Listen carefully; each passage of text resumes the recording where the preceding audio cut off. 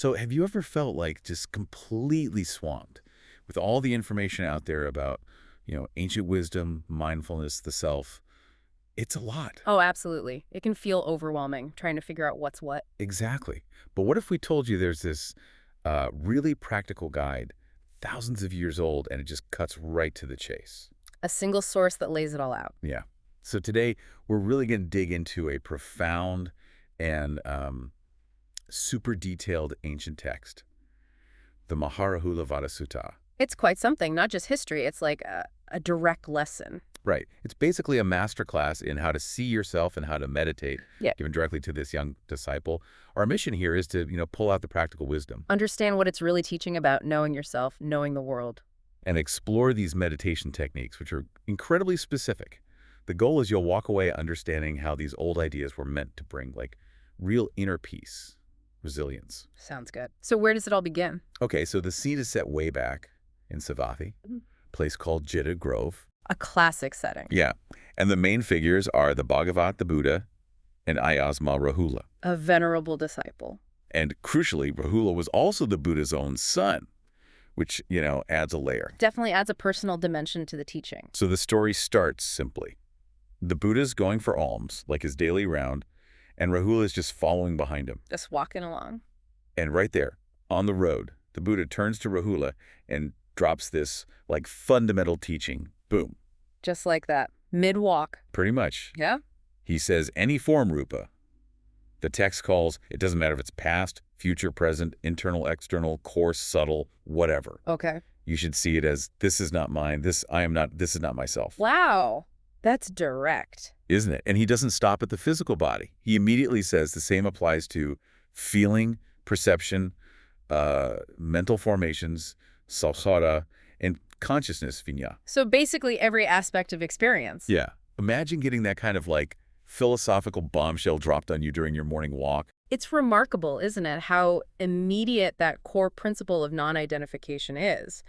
He's not easing into it. Not at all. He's going straight for the foundation of how we see ourselves, challenging it right away. Not just the body, but feelings, thoughts, awareness, everything. It sets a really high bar, doesn't it? Yeah. Forget everything you think you are. It really does. A challenge to let go right from the start. Well, it definitely had an impact on Rahula. Yeah. The text says he actually decided not to go into the village for alms after that. Oh, interesting. So he paused his day. Yeah. He found a spot under a tree, sat down cross-legged, straight back, and just established mindfulness right then and there. That's quite a response. Immediate application. It's a powerful image. And while he's sitting there, Yasma Sāriputta, another big name, a really respected disciple, sees him meditating. Okay. And Sāriputta gives him some advice. He says, cultivate the mindfulness of breathing, Rahula.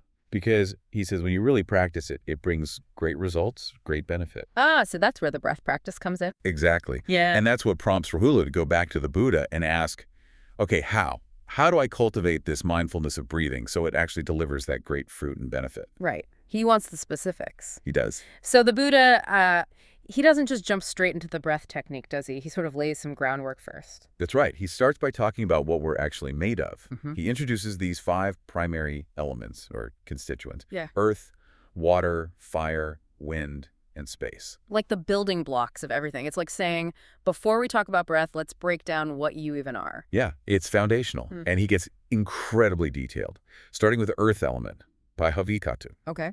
The text describes it as anything internal, personal, that's hard, solid, appropriated is the word used. Appropriated meaning part of your physical being. Exactly. And the list is, well, it's graphic.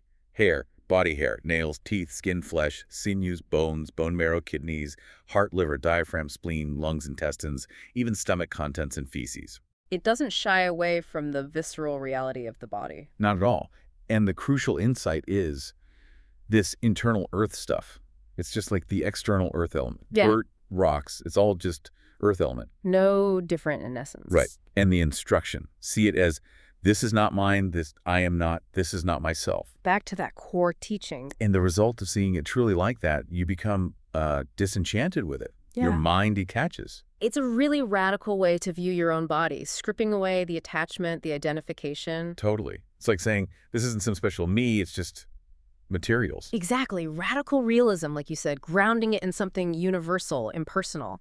And he continues this with the other elements, right? He does. Next is the water element, apodhatu. Anything internal, personal, that's liquid. So things like bile, phlegm, pus, blood. Sweat, fat, tears, saliva, snot, joint fluid, urine.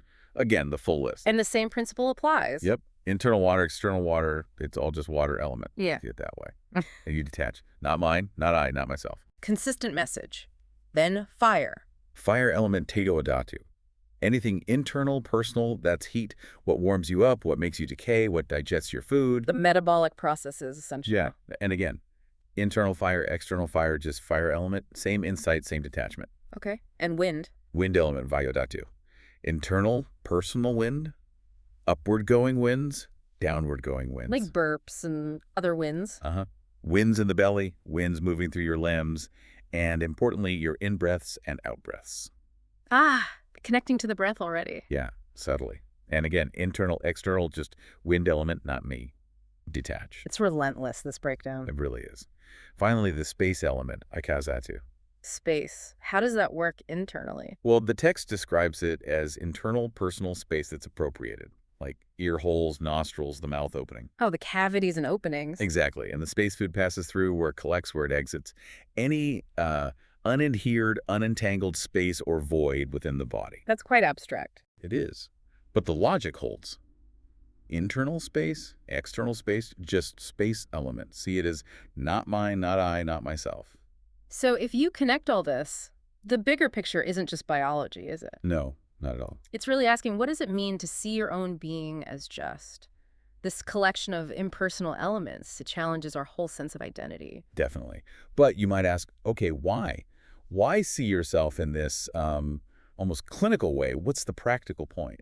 That's the key question, isn't it? It sounds kind of detached, maybe even negative to some. Right. Most of us feel like a solid me. Yeah. To break that down seems counterintuitive, maybe. But this is where the Buddha connects it back to Rahula's development. He says, now, cultivate meditations like these elements. So it's not just analysis, it's practice. Exactly. And the purpose is incredibly practical, to stop pleasant and unpleasant experiences, contacts, from completely overwhelming your mind. It's about resilience. Okay, I see. So the clinical part builds the foundation for strength. Precisely. Take the earth-like meditation. The simile is powerful.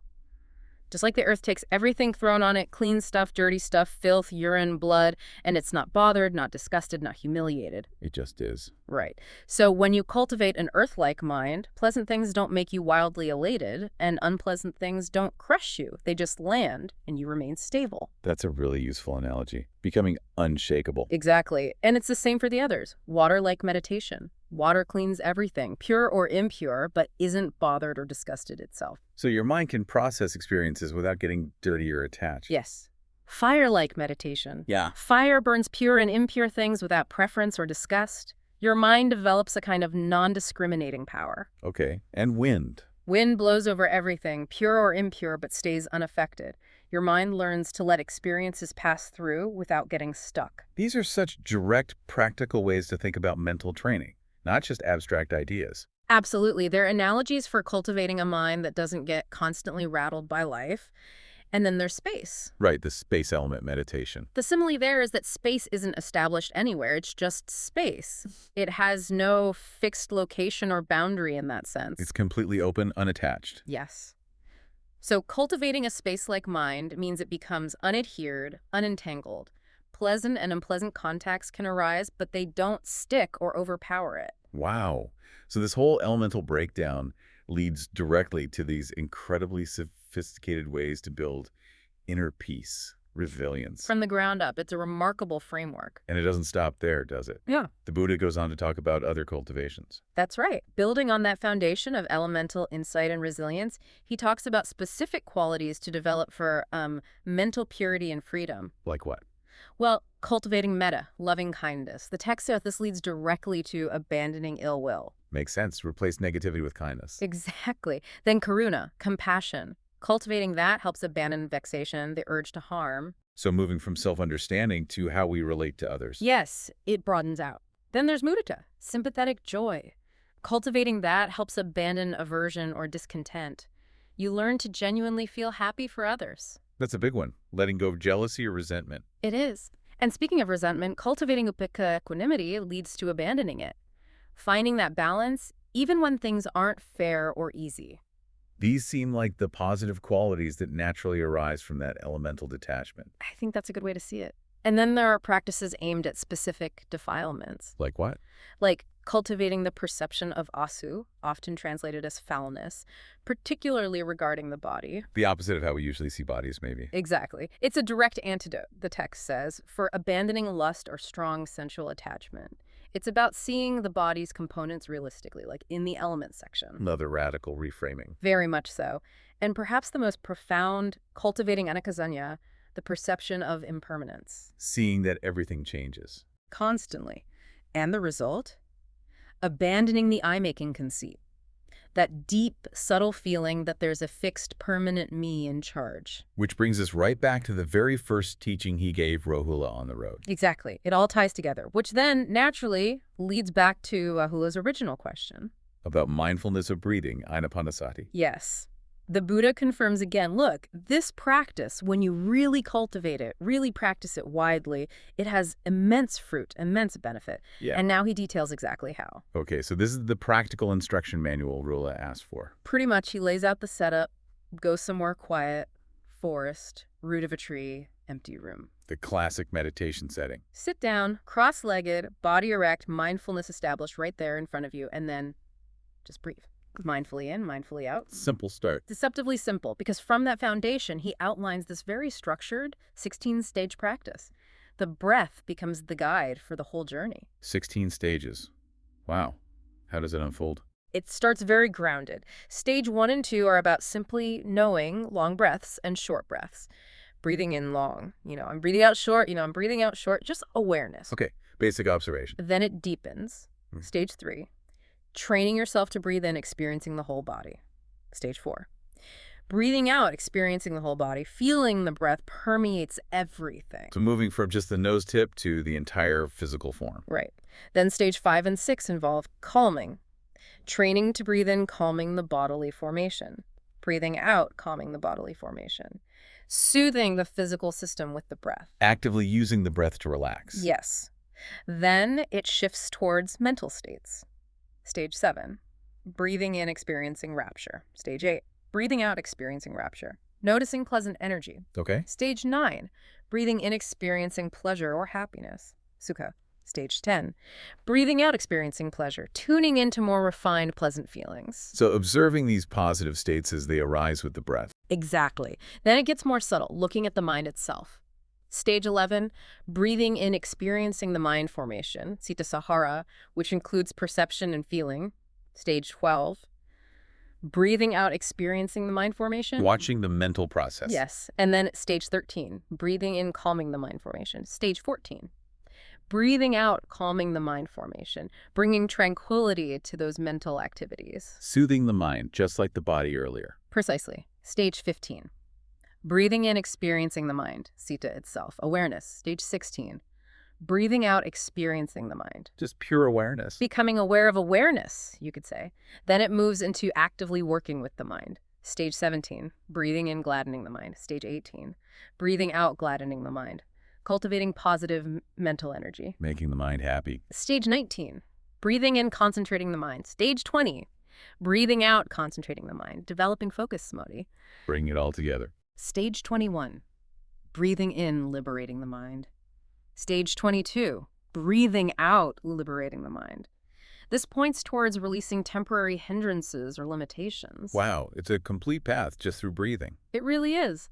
And the final stages integrate the deep insights we talked about earlier. Stage 23, breathing in, contemplating impermanence. Stage 24, breathing out, contemplating impermanence. Seeing change in every breath. Stage 25, breathing in, contemplating dispassion or fading away, viroga. Stage 26, breathing out, contemplating dispassion, letting go of clinging.